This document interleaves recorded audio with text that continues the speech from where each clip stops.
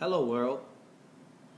Shout out to my kitchen in the background. So I'm gonna try to do this quick, which means in my mind it's gonna be 20 minutes, or that's how I'm simulating this in my prefrontal cortex. Like I just don't want it to be longer than 20 minutes. But I have a feeling it's gonna go longer than that because there's some things to uncover. And I want to shoot my perspective on this because people are asking me. I'm getting a ton of messages, and I'm even getting interview requests on this. So this is going to be done a little bit differently.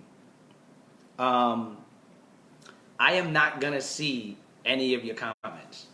So when you guys leave comments here and you guys are responding back and forth, I'm really not going to see what you guys are saying. So my apologies for that. So I'm just going to shoot from my perspective of a few things involving the whole Slaughterhouse thing. So I'll start off by saying I'm getting interview requests. Bloggers all of a sudden got my emails again. Dudes even got my phone number. They're like, yo, do you want to do an interview on the Slaughterhouse shit? And truth be told, I'm about to leak something that I kind of did troll them with a couple of my friends last night, which is on, and put it on YouTube, which is us talking about the Joe Budden versus M shit. But in all seriousness, I'll talk about these things from my perspective. First and foremost, how Slaughterhouse went down was Joe Budden called my phone, and him and I already had a rapport. He did a song with me called Times Are Hard. That came out in January of 2008. He heard me on Phone the Clip, and we already had a relationship before that, and said, you and I need to put one of those joints together, because he heard Phone the Clip. He called me about a week before Halfway House was due and said, I want to put a record together. And I said, cool. He was thinking it was going to be a posse cut, but it was just him and I. And all the people he was thinking of getting, I guess they didn't respond to him. The first name we thought about getting was Graf. Graf couldn't do it because Graf was like running around. Anyways, he calls me, and now I'm thinking there's only going to be him and I, so why rush it? Finally, I'm working on a mixtape with Crooked Eye, and he calls me and says, how's Crooked's turnaround time? And I said, Crooked's quick. He said, all right, let's get Crooked on this joint. Call him now and see if he can do a verse by the night. I need this all by the night. I said, cool. Call Crooked Eye. Crooked Eye is just money. He's like, cool, I got you. Just making sure he got no family shit going on. He went and called Joell. He already had a rapport with Joell. Then he said, we need to get Royce on this. No, actually, he said, you know what'd be crazy if we got Royce? Nah, never mind. That's not a good look right now. I said, why? He goes, because me and Royce got this weird little Cold War going on. I said, fuck all that. So I called Shake from 2dopeboys.com. Shout out to 2dopeboys.com. I knew he had a good relationship with Royce, and I said, hey, can you get me Royce's phone number and tell him it's for a Joe Budden record, yada, yada, yada. He goes, cool. One thing led to another. He got me in contact with Keno, which is Royce's manager. Eventually put me in contact with Royce. We called Royce, and Royce's wife had just delivered a baby. We were on the phone with him, and Joe was like, listen, you're the last guy we thought about. I don't have no problems with you. Actually, let's piece it together, get on this song, and let's do a record together. Let's put it out and make some history. We got 4 guys already on it. And Royce goes, who's on the record? And he goes, it's Nino, who's on the phone now. It's me, it's Joell, and it's Crook. And Royce goes, that's a slaughter. I said, yeah. And I said to Joe right away, that's what you should title the record, Slaughterhouse, because we were just talking about what the title should be. Ding! Right? So the record, Royce, to his credit, leaves the fucking hospital while a baby was just born. Kid's probably like 10 right now, right? And goes and cuts his Slaughterhouse verse. The record comes out, it does what it does. Now, what a lot of people don't know is Swagger Like Us was out at the time. So Slaughterhouse, the actual song, had a huge impact amongst the independent college kids that were on blogs, the independent heads, the underground fans who like lyricism. They all fucked with it. Now, Joe just leaked music like in this erratic way. He was very sloppy. His shit was never mixed. His shit was never really... The releases were never really... There was no logic or planning behind the songs. He would just put a song out. And which is cool back then, but some of it didn't even sound finished. And he told the world, oh, we just did this in an hour, thinking that would matter. And people were like, I want to hear y'all on some shit. And and take y'all time with it and really release this. This is a rush joint, but this is crazy. And we never seen anything like it. Shit on the blogs had 600 comments, 800 comments, 1,000 comments. The bloggers were hitting me up. That I did my own press release. Joell had a manager, Crooked had a manager, Joe had a manager. Joell's manager was Mike Harrod, Royce had Keno, Crooked had a manager named Mickey, and what did I miss? Royce had Keno, Joe had a manager named Crystal. I didn't have a manager. I was doing my own PR at the time. I had my own relationship with blogs, so bloggers would just hit me directly. So I kind of seen everything that they were saying. Though we never got clicks like this. We never got views like this. This is crazy. This is bigger than Lil Wayne shit. This is bigger than this. And I was like, geez, this is crazy. So I was sharing that with Joe because Joe wasn't doing his own PR. So I was, Joe, look what's happening. Joe goes, you think we should start a group? I said, shit, that's on you. Now it's on me. You know what I mean? Boom, group pops off. Now I'm not going to get into why I'm not in the group. But everybody keeps asking me. Long story to short, I didn't have a manager. I was the only guy out of those people who didn't have a manager. So when I was in the call asking questions, it was like, what the fuck are you talking about? Like, dude, you should just be glad you're on this fucking record. And I'm like, damn. I don't like to be treated that way. How y'all hear me now is how I was 10 years ago. I'm a much more evolved version, probably more flawed in some ways, but in some ways I'm also, I've improved in many ways as well. But the core is still there. I was pretty much who I was now back then. You could ask anybody who knew me. So I was like, nah. Ethically, it didn't fit right for me, and I was like, nah, this is cool. Crooked I said, yo, if you're not in the group, I don't want to be in it. I said that on a song called No Love. That's a fact. Joe Budden even was like, I want you in the group. I want you in the group. It was the managers that were like, get this kid out of here. He doesn't belong here. A, I didn't have a manager, and B, I didn't have industry links. So I didn't fit with the story. But the rappers ain't care. So Joe and Crook fought for me, but I was like, look, that's y'all shit. I don't want to be in it. Boom. Keeps moving on, whatever. Slaughterhouse goes on to be a night, and I'm going to skip now because I don't want to talk for too long. Slaughterhouse goes on to be a nice little independent name because they got a lot of the college kids who are on blogs. They got a lot of the cats who are fucking with lyricism, and this is a part of hip-hop that was missing for a while, which is get on the mic and tear shit up. Dope beats, get on the mic, tear shit up, and it's not even that hard. We don't got to overthink this. What's the hook? What's the structure? What's this? It's like, let's get a really dope beat. Let's rap. Let's make the shit sound good. And let motherfuckers rock to dope rap. And it was something that was needed in the culture. So they rose very quickly. They cut a lot of corners where other people were on big festivals, especially in like Rock the Bells. There was a lot of independent hip-hop festivals at the time.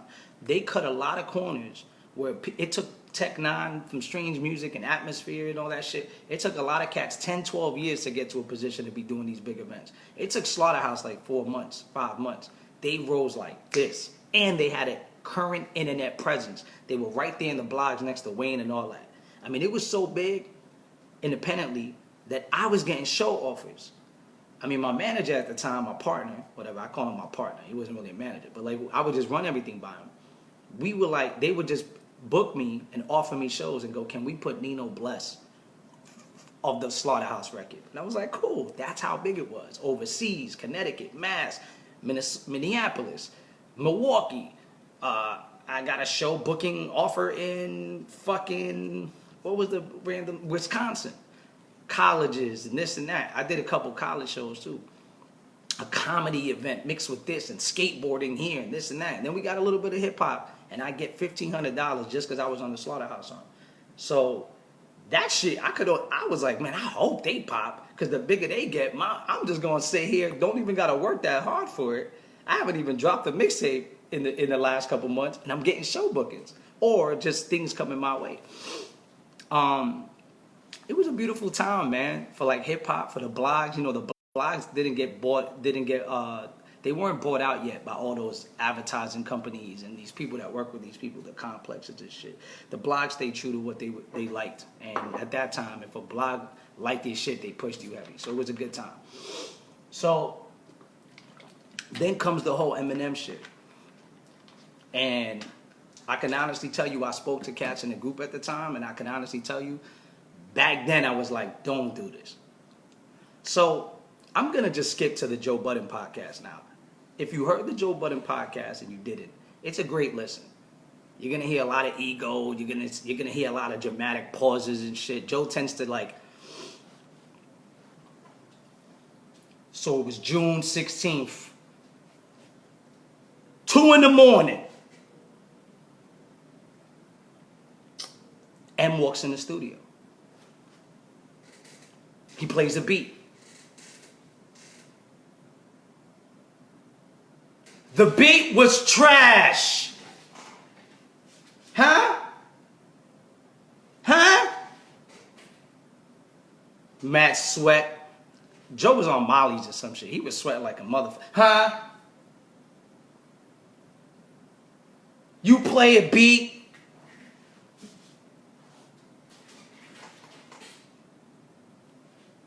That's trash. Huh? Word. Yeah, that's true. You hear the guys in the background? At 2 a.m.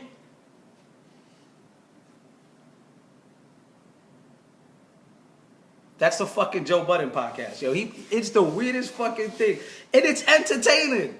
I swear the motherfucker has some type of hypnosis, impact or effect, MK Ultra something. I think his head is upside down and he's using some fucking weird, I don't know. It's fucking amazing. It's the greatest thing I've ever seen in my life. Joe will make this towel sound interesting.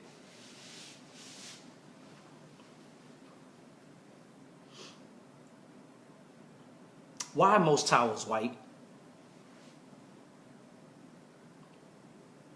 Eminem's white.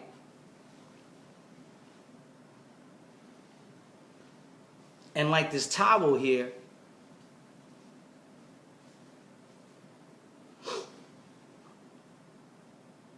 he just sits on a chair and does nothing. Huh? What? This shit is fucking incredible. Joe makes everything sound. Shout outs to Joe.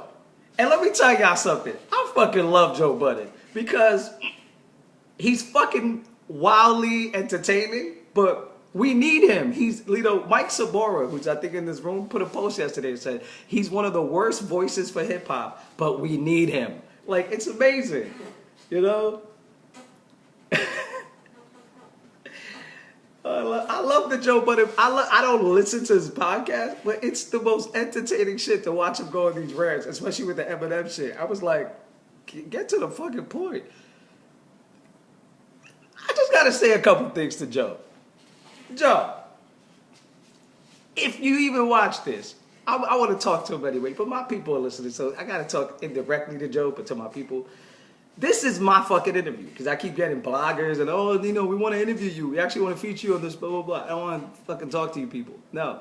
I'll talk to the fucking couple people that give a fuck about me on Facebook. Look, man. Joe, what did you think you were signing to when you signed the fucking Shady Records? The man sat there in the podcast and said, we signed to Eminem. We signed to the biggest superstar in rap history. That's who we signed to. Now I'm going to do this with my Joe impression. Huh? Newsflash, Joe. You signed the Shady fucking Records. Huh? You signed the Shady Records, not Eminem. I want to view Eminem as a walking corporation. That's how I view him. But M's a rapper. And Eminem hasn't fucking... M's been so famous since 1997, 98-ish. He didn't... Haley and M never went to a movie theater that wasn't in one of Eminem's friends' house. Like, put that shit in perspective. Eminem couldn't take Haley out bowling unless he bought out a bowling alley and rented it out for fucking weekend to keep everyone out of it, and had to work hard and to make sure it was a secret. That's a tough life to live. M don't go anywhere. I know a lot of y'all, like, when you get in the game, you start to see things from a different perspective. When I rolled on the mats with some of these cats, so I get to get a little. I don't get firsthand experience, but I get a little bit of secondhand, information. It's no secret Eminem doesn't fucking go anywhere. He goes hiding and he's in hibernation for like fucking 20 months, comes out, raps, does a couple things. I hate everybody. I'm going to go back. I'm on drugs. I'm off of it. I'm going to go back. He goes, this is what he was doing for a long time. For Joe Budden to sit there and think he was signing to some business guy, to some Jay-Z motherfucker, like he compared him to Rick Ross, it's like, no. You signed to Shady Records. Paul ran Shady Records, along with Riggs Morales and whoever the fuck was in the staff. He had a couple other people there. I think Angelo was working with them at the time. Bro, like, you signed to Shady Records, man. Stat Quo, Bobby Creekwater, Obi Trice, Cassius, D12. And if he gets you to a place, forgets about you. He moves on. Not because he wants to, because he's not equipped for something like that. M didn't decide to do 8 Mile. That was Paul. And that was Jimmy. At Shady Records, fucking Shade 45. That wasn't Eminem's idea. That was Jimmy and fucking Paul. They using the star. And I don't even think M read anything. He just signed it. Okay, whatever y'all need me to do. He's like the dude that was on the Wendy's commercials. All M does is, yeah, put my name on it. That's fine. They're cutting the deals. M is not a deal cutter. He's not a guy who's thinking like, I want to own a station. M didn't want a label. So, he wasn't thinking like that. M's a rapper. So, when Joe sits there and says, we signed to Eminem. No, you didn't. You signed to Shady Records, which had a long fucking list of fucking screw-ups. We know what he does. Now, I'm going to agree with a lot of things that Joe said, and look, Joe's the best scout in hip-hop history. He put a guy named Nino Bless on a song with Royce the 5'9", Joell Crooked Eye himself on Slaughterhouse before anybody. He believed in me. Shout outs to Joe. He's like whatever scout drafted Tom Brady. Like the Patriots guys was like, we don't need a quarterback. We got Drew Bledsoe. And some guy was like, telling you his son about that Tom Brady kid. He doesn't throw like fucking Jeff George. He doesn't run like fucking Cunningham or Culpepper. But I'm telling you, there's something good about that guy. And a few people was like, man, let's just give this Tom, draft him in the 7th round. What's he going to cost us? 6 Super Bowls. Joe saw that in me. I don't want to compare myself to Tom Brady. You know what I mean? That's like an insult to me. Who the fuck is Tom Brady, right? Like, he can't rap. He ain't winning rings like I'm winning in the fucking studio. But, yeah, I appreciate Joe for that. So I'm not knocking Joe. But Joe, I just got to say one thing. To sit there and go, we couldn't talk to him. We didn't have his phone. You signed an Eminem to talk to him? You wanted to be friends with him? Eminem don't go anywhere. What were you going to do with Eminem? Hang out in his house and play fucking video games? What the fuck do you want to be friends with him? He doesn't go anywhere. He doesn't look anyone in the eye when he talks. He's an awkward social, which is fine. But he is a rapper buddy. He's not a guy that's going to be like, oh, happy birthday, Joe. Hey, Joe. Even though he dropped an album on his birthday. I thought that was slick. Hey, Joe, what are you doing? How's your day? Like, you know. And he has every right to be. And that fame shit can drive you mad. I could only imagine. But, you know, one of the things Joe said was he saw how Rick Ross and all these other dudes were standing next to Wale and this and Meek. And he was like, that's what M needs to be doing. He needs to be standing next to us.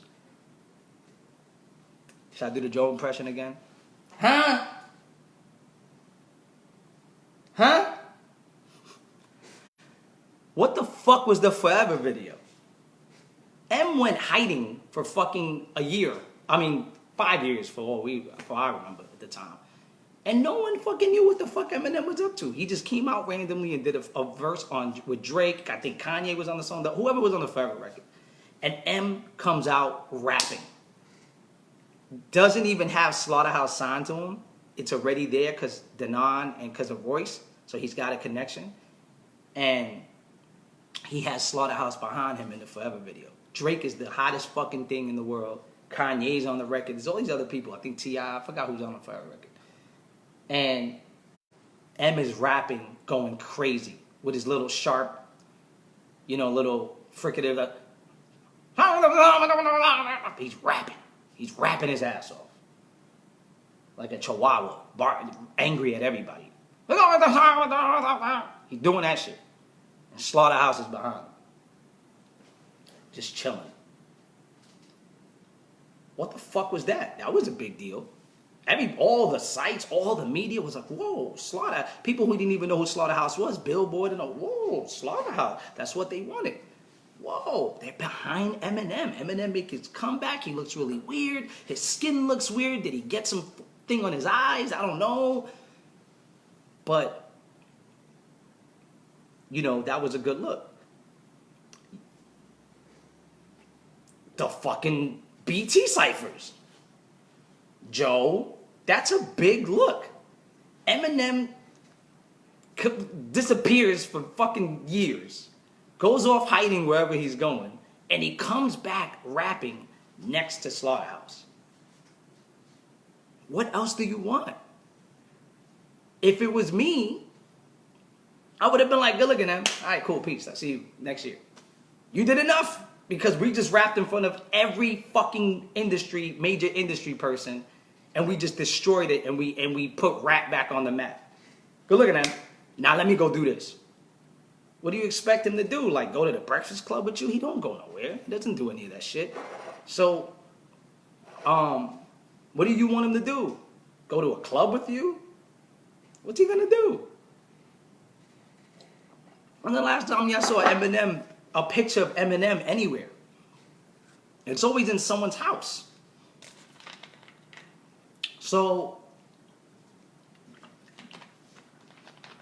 and I think he built like a teleportation device to get to these places. I don't believe Eminem takes cars or planes.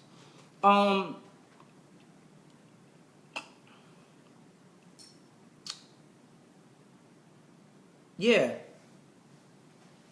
I don't know what you think you signed to when you signed an M. I mean, my thing was, and this is like the Treaty of Tordesillas, for those that don't know.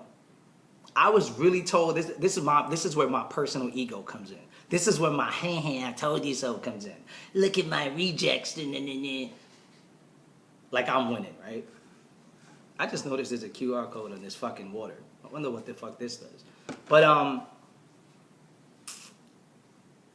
I was getting heckled, told I was bitter, just because I was like, I want my own creative control. Joe, even at one point, I wrote, some kid goes, you're mad, you're not on Shady. And I said, no, because I have full creative control of my career. I don't know what I'm going to do with it yet, but I love having this creative freedom. And to me, that matters more than anything.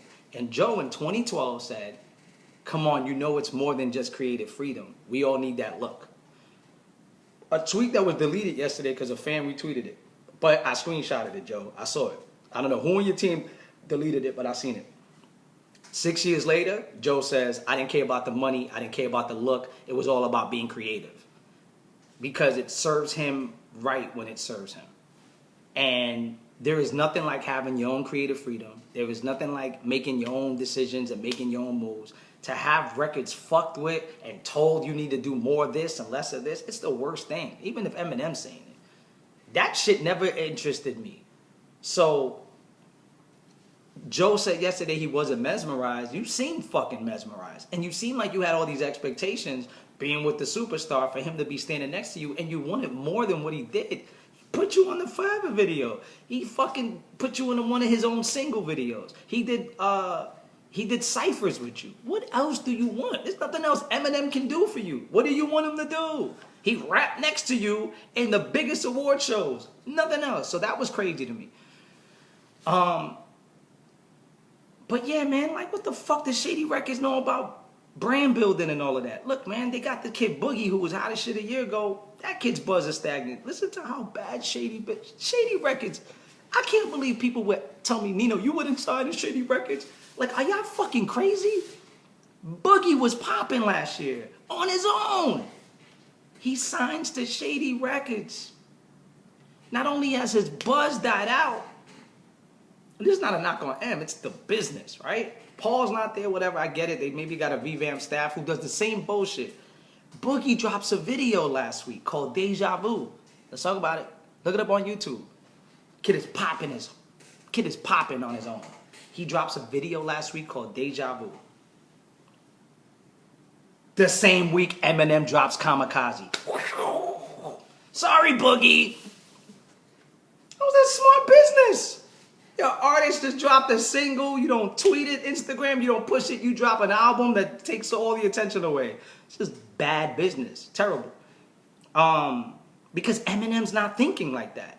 Eminem's just rapping and releasing. He's not thinking about my brand and the people under me. That is a great point Joe made, where he said, Jay makes people millionaires. Shut up and don't compare yourself to him. I know M didn't do that in that way, but it is a fact. M's not a business dude.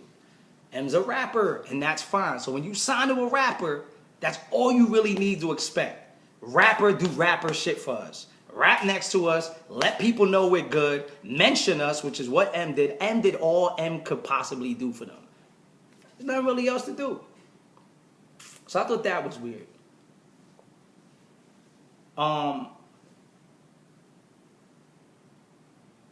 The creative process. I don't know what else he expected.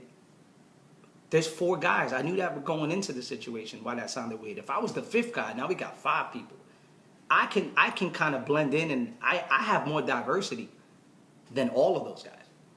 None of those guys are as diverse as me. Listen to the beats I rap to. Listen to The Healing, God's Ghost, Mind Altering, Rebirth, Shia LaBeouf. My styles are never this. I never sound the same on a record.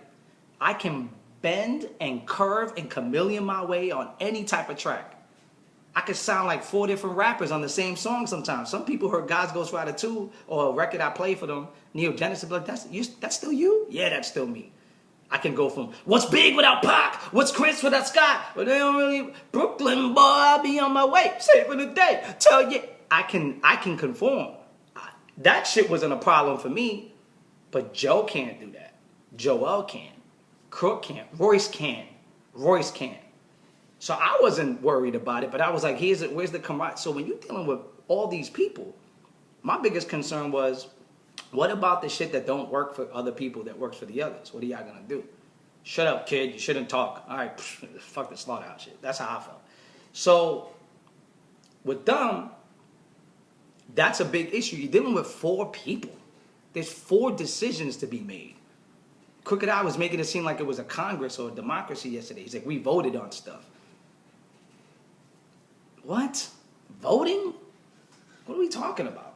If one guy doesn't like it, the end. 4 people should agree on something. And that's hard to do. That's why the group was hard to do. Not because Eminem wasn't a business guy. It's because you're dealing with 4 fucking people making big time decisions. Eminem doesn't know what's going on. He doesn't fucking read anything. He fucking thought melatonin was melanin. What the fuck does he know? He doesn't leave his house. He hasn't been to a Starbucks. He hasn't seen any business that's open in the last 10 years. M hasn't gone there while a regular person's there. M hasn't met a real person probably in God knows how long. He probably doesn't meet Haley's friend's parents. She's like, don't bring him here. I'm Eminem, goddammit. But yeah, you got a lot of pettiness there. You know, you got a lot of pettiness there. Joe's a petty dude, and he cries about shit, clearly. He's always done that. He's very ego-driven, you know? And his ego gets the best of him. And he's admitted that on records, on songs, and interviews, to me personally. And to Joe, it was an attack on him. Everything that didn't go his way or that didn't go as he expected, it was an attack on him. And my thing is, my man, I don't know, what you're talking about business. What business did you have that when he said, did you know, and listen, again with Joe, did you know the biggest superstar in rap history? You gotta do the pausing. Gotta wait. Gotta let a lot of air, a lot of time go by. Without those pauses, that fucking podcast would have been 20 minutes. Doesn't tour? Huh? He thought he broke news. The fucking 2 kids next to him was like, yeah, we all knew that. Yeah, that's not a secret. He looked shocked that they knew. You're a business guy. Look at that part. You're a business guy and you don't know Eminem doesn't tour? You know who knew Eminem didn't tour? Hector fucking Alvarez knew this. Graf knew this. Saigon, we all fucking knew M doesn't tour. He does spot date shows. He does a couple spot shows in a similar region, some big arenas. Goes overseas, does a couple dates there, 1 or 2 shows max, and then goes home for 20 months. We all knew this about M. And Joe seemed shocked. So how good is your business to sign a deal? And it sounds like I'm getting at Joe, but I want to show the other side of the coin. You have to hold yourself accountable when you make a decision to involve yourself with a business, with an entity. To sit there on a podcast and y'all can't be vibing with this. Y'all can't, because y'all going to sign contracts. Y'all going to make deals for property, for condos, for houses, leases, cars, whatever you sign. You now commit to that. Your car acts up 2 months from now. Why didn't you get the right mechanic to look at it? So for Joe to sit there and go, there was things that I expected that were non-contractual. Whoever woke up in the United States of America, signed something with a big corporation, and then told somebody, hey, do you know they did things for me that weren't on the contract? Really? Wow. Shit, Walmart did that? Yeah. You wouldn't even believe it. We signed this great contract with Nintendo, and they just did all this extra shit for us. We're getting more money now. That's not on the... They're throwing us more things. They added things that weren't in the contract. Nobody does that. You get less. Or they barely meet the requirements. What are you talking about? That's why you ask for more things to be written. You wanted an M verse whenever you wanted it, or on a mixtape, whatever the fuck you needed, put it in a contract. You wanted M to be hanging out with you and you wanted his phone number before you signed, put it on a contract. I don't know what the fuck you want. What the fuck it was weird. But he makes great points. Now we're going to go to the other side of it. Now we're going to defend Joe. Now, as I was representing the state here, or the shady corporation, like what it did. Now let's rep Joe. It is fucking Shady Records. Who knows all this shit that was happening? Second, did I dodge some bullets or what? Huh? These guys are in their fucking 40s upset. Everybody's angry. Everybody, look, Circa's in this fucking shit. I just realized Circa's in this shit.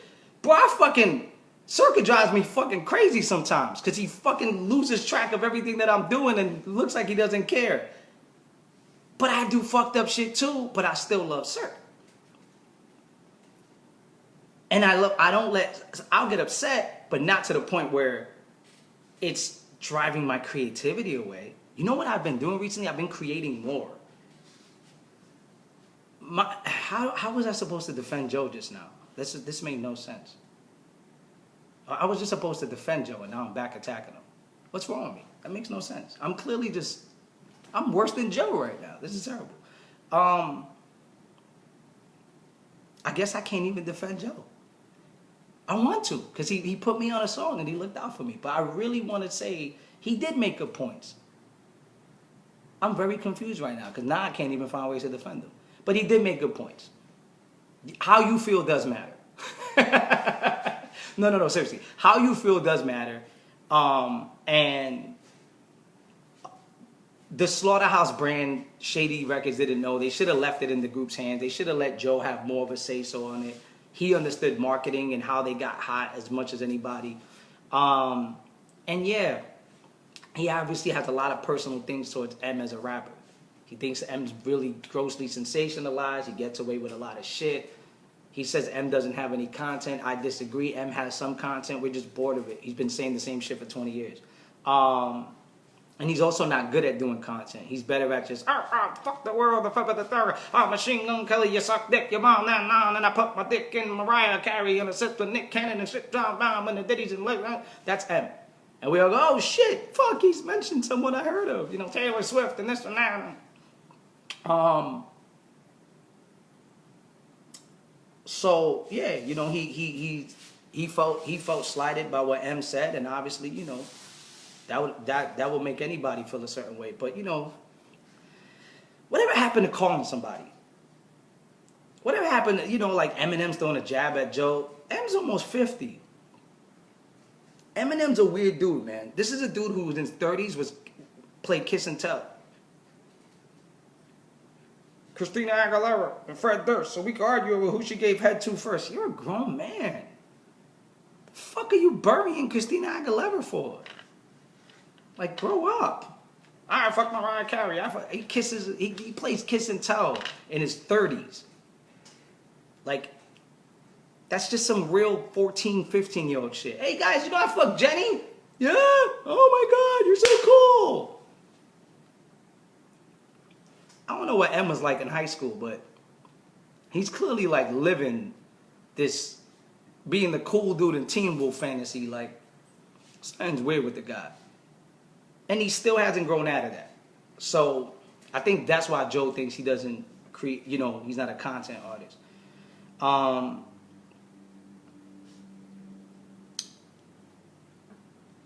M has a problem on his hands right now. I will say this. From somebody being on the outside, M has a big problem on his hands. When Joe said you're not in control anymore, boy, is he right. Eminem put the Source out of business, but let's not forget he had Interscope behind him. He had Jimmy Iovine behind him. He had companies behind him that were making phone calls, pulling advertisement away from a magazine. These magazines live off advertisement. Then fucking up their distribution channel. It wasn't because Eminem went on rants and said the Source sucks. There was a fucking machine behind M with other machines making phone calls to go at the Source to protect Eminem because Eminem made so much money for Interscope. M is not that guy anymore. He doesn't have that machine behind him. You can't take Joe Budden on Shade 4-5 and think that's a good look. They did that to the Locks when 50 got the Locks off there, or D-Block when he was beefing with him. M did that to Machine Gun Kelly. You're not going to get Joe on Shade 4-5 and think you're keeping him quiet. We live in a new media world. Gotta show you guys something. This, I know it's a 6, who cares? This is media. Joe Budden knows how to use this better than anyone. He's mastered the new media world. So much so, he's fucking convincing people he's on M's level. All you need to do is press play, the camera, whatever, access mic camera, and you can put out something to the world and broadcast it. We have the power it's in our fucking hands. And Joe's been doing that from the beginning.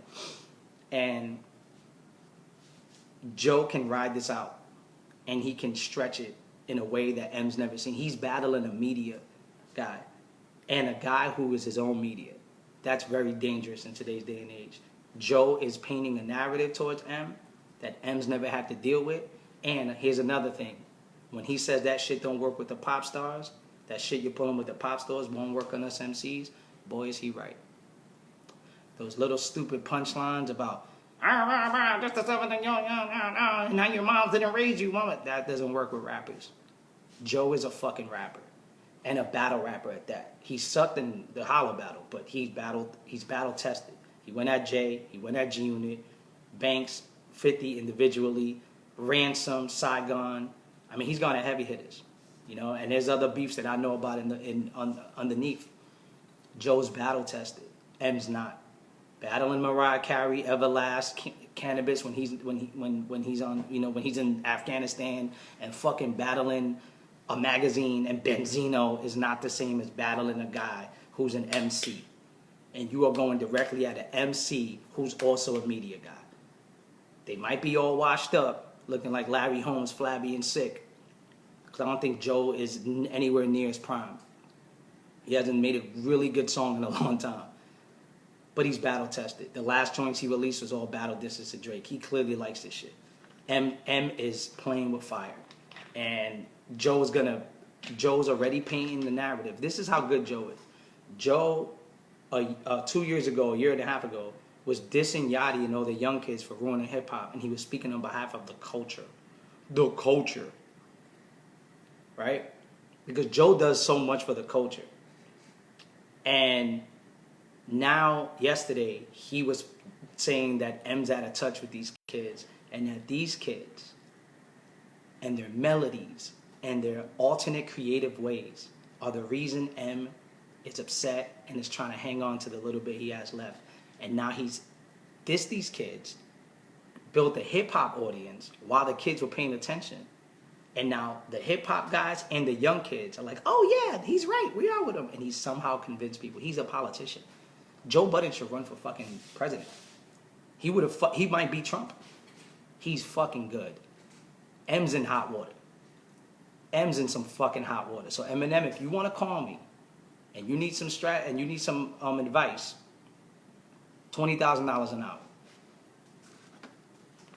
And you have to leave your house.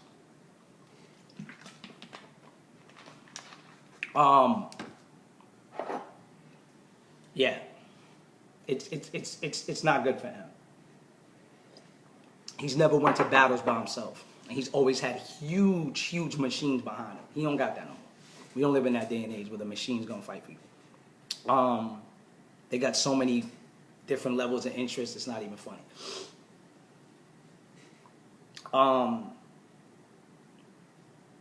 I didn't write anything down, so I'm just going off my head of some things I want to talk about.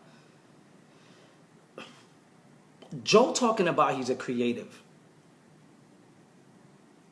He didn't mention this in a podcast, but Joe is powerful, but there's nothing creative about taking a topic that is popular and talking about it and going, what are the 10 biggest hashtags out there? What are people talking about? Tekashi who got shot? Who got robbed? Lil Yachty what? Let's take all the popular subjects. Let me talk about it. Release it quicker than anybody else releases it. And then just and get it out there. And then say confrontational shit, controversial shit, and put a cool little headline and leak it out there. There's nothing creative about that. So when Joe talks about us creatives here, I love Joe shit. Us creatives here. What creative, bro? You got a mic in front of you just talking about what and state of the culture. There is nothing Joe is doing for the culture. Nothing. What topic, artist, or subject has Joe talked about that isn't one of the most popular things everyone else is talking about? He just goes off on it in a rant, and he's able to do it without commercials and 15-second breaks or whatever the fuck you want to deal with. And he's not dealing with guidelines or scripts. You know, these radios, they don't do this for 20 minutes. Hey, switch this 10 minutes. These other platforms have requirements. They got to cater to certain sponsors that they don't control. He controls all his sponsors. But M's going to attack that because Joe's not for the culture. So M's going to attack that, and I think that's an interesting battle in itself. The fact that Joe is a little bit of a machine himself, a media machine, and M is this rapper who, you know, Joe picked him apart yesterday in a lot of ways. M could pick that apart too. You know, so it's going to be interesting to see this. And it sucks. I don't want to see it. M's about to be 50, Joe's about to be 40, and these two dudes are uptight and edgy at each other for no reason. Because they're, you know, M sensitive and Joe sensitive. You get the two biggest sensitive artists in the last 20 years in hip hop are fucking battling each other. Kanye feels left out. Kanye's in the background like, I want in. It should be a three-way grudge match, a ladder match for the championship match. What are those matches, the championship ladder matches? Y'all know what I'm talking about. It should be one of the Money in the Banks or whatever. It should be a Money in the Bank for Joe, Eminem, and Kanye for the Sensitive Artist of the Year championship. That's what should happen right now. That's what I want to see. But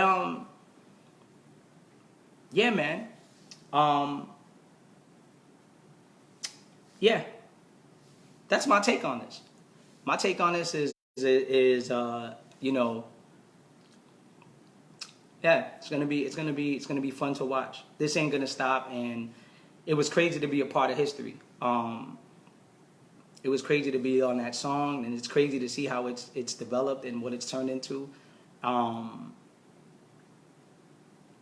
You know, it's crazy.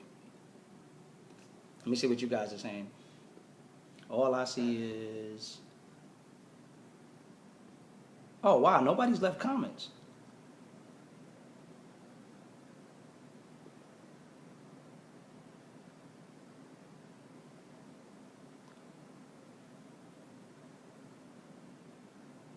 So I'm not gonna get involved in this. That's not my shit. I'm good on that. Peace, love, and happiness. Shout outs to you, Michael John. Shout outs to Corey Cooper.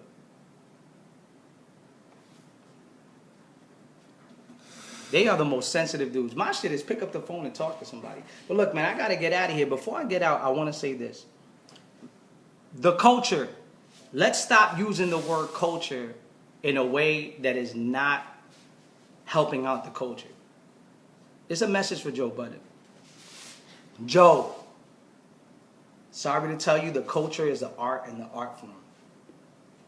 And my biggest issue right now with how you're doing things is you're making it seem like the culture is gossip and trendy. As an artist, a lot of the complaints you had yesterday, you are also the problem. Because you have not turned on that mic and you keep comparing yourself to a creative. And I love you, Joe. You'll appreciate what I'm saying. And you put a fucking laptop in front of you and you're not, this is how creative you are. You use the same gunshots DJ Who Kid used on all his G-Unit mixtapes. You didn't even change the Training Day gunshot samples or the fucking Black Hawk Down samples. You didn't even switch the gunshots. I got something to say. There's nothing creative about getting on a podcast. And let me tell you something. There's nothing perennially fulfilling. I'm telling you, this is why Joe like, oh my God, I need this. This can unleash my creativity. There's nothing creative about finding what everyone is talking about. There are reaction videos right now by some kids with 100 subscribers or less getting 100,000 views. There's nothing creative about taking a popular subject and talking about it, especially when you already have a following, Joe. When was the last time Joe mentioned Brother Ali, Mercules, any rapper who isn't on the fucking mainstream level? It's the most popular things being spoken for. So when he talks about the culture, he's not talking about the culture. He's talking about trends, gossip, shit that's popping. This isn't helping the culture. The art form is helping the culture.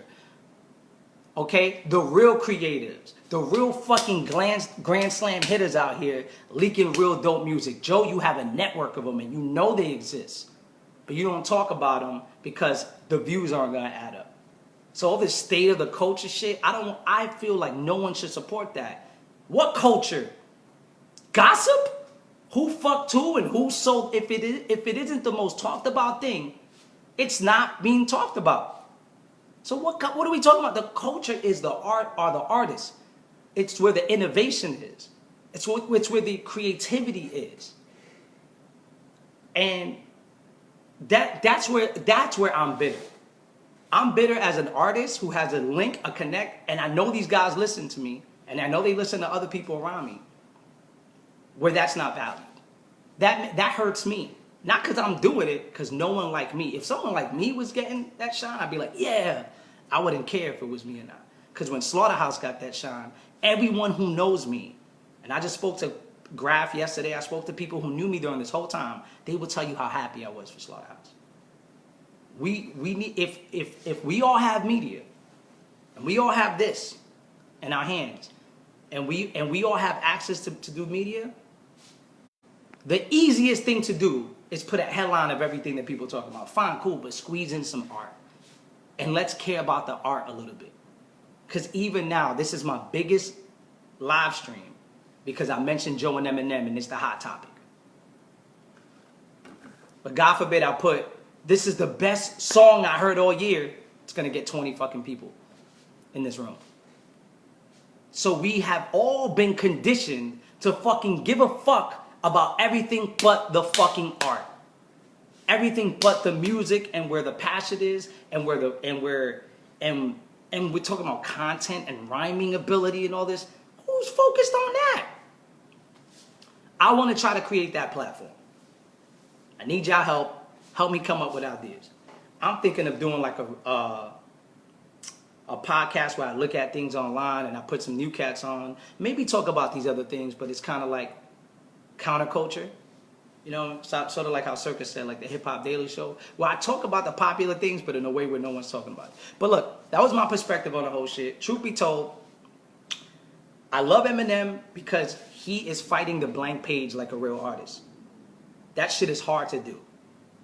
Shouldn't knock Eminem for having a lack of ideas, Joe, because you don't fucking rap. You're on the sidelines, you're not on the mats. So with that being said, Joe, I'm going to end it like this. Not just Joe. Let's leave Eminem alone for not being creative because he's at least trying. He don't know the way to do it. He doesn't go anywhere. He doesn't talk to any real people. He doesn't have any real conversations because he's trying to watch if somebody's trying to fucking stab him. He's out of it. But he's trying. He's staring at a blank paper and trying. He sucks at business. He sucks at a lot of things. He kisses and tells at 40. He does all this dumb. He thinks fart jokes are funny for the last 20 years. He jumps on whatever thing is, whatever. But he's trying. He's at least battling the blank paper. So as an artist and somebody who cares about rap and the culture, let's credit Eminem for at least trying. Whether you like Kamikaze or not, I think it's mega corny. You just mention some names and go, fuck this guy, fuck that guy, I don't like this, and you just, and you know, we are so bored that we're like, oh, that's cool, it's better than anything. You know, Kamikaze was the best thing for people who just don't have anything, on that scale, and they're like, man, finally, I can hear something that everyone's hearing, that is talking about something, and for that, let's give M credit. Let's not. I have criticisms of the album, but I will never diss Eminem for having a lack of ideas. And I can't blame him for it. Because the motherfucker has never been in a Chipotle. He's never stood online with somebody and just met a stranger in the last 20 years. He doesn't know what it's like to walk around the park while there are people there. Walk his dog. He doesn't know what it's like. But at least he's battling the blank page. As an artist, and a writer, and a creator myself, Joe, shouldn't be knocking that because you're not creative. You just talk shit on a fucking podcast. Go out there and battle the blank page and go out there and come up with ideas yourself. Let's see you go at it. That's my biggest issue with this whole thing. Because M has that passion and that love for that, and Joe has the reach. Maybe they should sit together and go, let's figure this out, instead of fucking going at each other, which is impossible to do. How can grown men in their 40s fucking sit around and go, how can we help the culture? If you want to help the culture, I would love for these guys to sit down and go, how could we use your platform with the shit I care about, and let's try to build this. Let's try to keep the art form forward. None of this is hip-hop serving. This is individual bullshit and ego. I want to see these two dudes combine. I'm making it seem like they're fucking each other, but if they want to, that's on them. But I want to see them merge their ideas. M trying to give a fuck about the art form and rap, and Joe going, I want to see this forward and I have the reach to do so. Stop being fucking little kids, sensitive about everything, so personal, and let's care about the art form and the culture. You guys have the power to do so. That's the sad part about it. I wish these guys could just pick up the phone and talk to each other. Instead, they're feeding all into the likes, the shares, the gossip, the blogs, the sites, and all that. And they're edgy and worked up like me right now.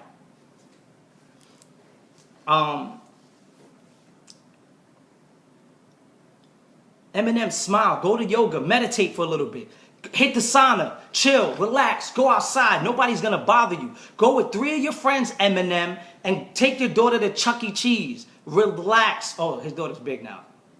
But take her there and be like, yo, I never took you to a public Chuck E. Cheese and not bought it out. Look, there are people, I don't know. Go somewhere, Em.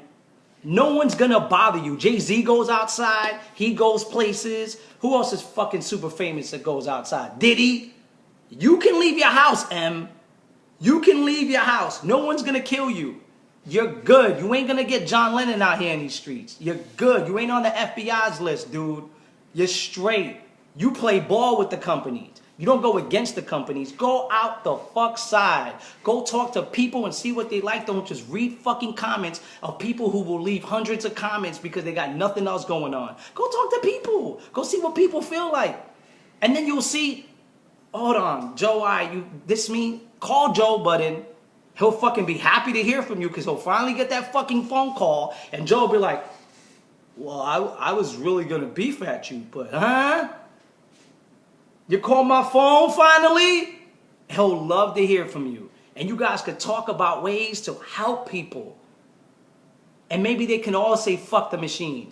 And maybe they can help the world, but it's not going to happen. Because it's all about self-serving interests. It's all about egos. It's all about this. And who the fuck cares about the art form? Who the fuck cares about the creators? Joe Budden's for the culture. That's why he did a deal with Spotify. The company who won't give anybody more than a fucking third of a cent. You have to listen to my song 6,000 times for me to get $3 or some shit. And that works for everybody. They don't cut special deals. That's why Taylor Swift took her shit off there. That's why other artists were fighting with Spotify. Because they're like, you gonna tell me what my shit's worth? But they have. And Joe cut a deal with them. He's for the culture, but he cuts a deal with the company that has commoditized music more than anybody. More than anybody. But yo, people are getting checks though. They should be glad they're getting hundreds of thousands of dollars in a way that they didn't expect. Everyone should be okay with that.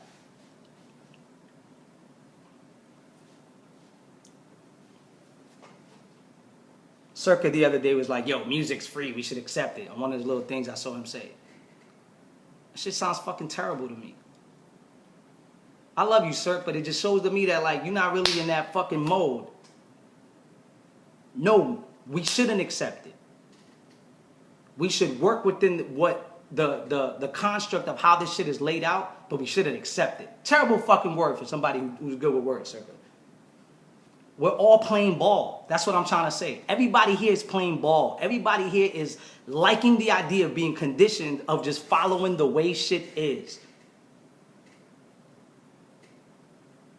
The whole point of this is fuck the machine and let's care about the art. Love all of you.